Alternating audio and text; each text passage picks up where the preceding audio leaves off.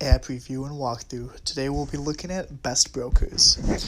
So for those who may have not known what Best Brokers is, it's an app that I found probably, I'm sure there are a lot of apps out there, but as far as paper trading goes, so paper trading is you are kind of checking out the stock market without actually putting your own money into it.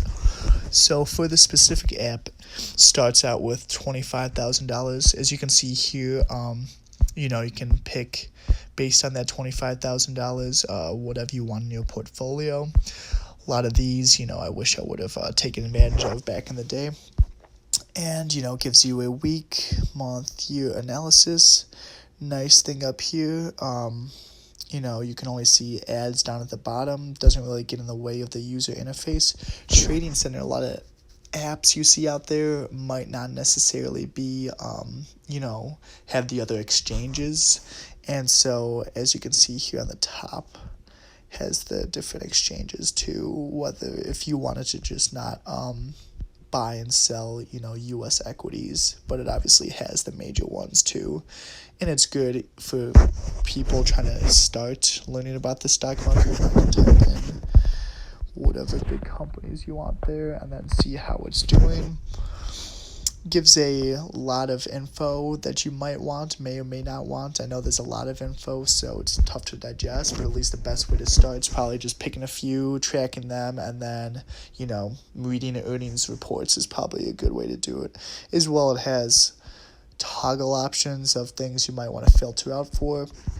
The newsreader, this is probably the most important thing about the app, because for me personally, if I already do regular trading right now, but the newsreader kind of has short tidbits of what is going on in the market, and easy to scroll through, all from CNBC for the most part, so up to date.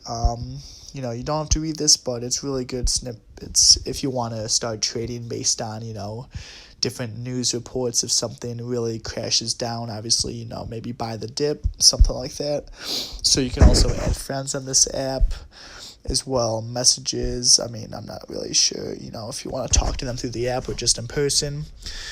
Leaderboards, if some people are into that, you can see how other people are doing on this app as well.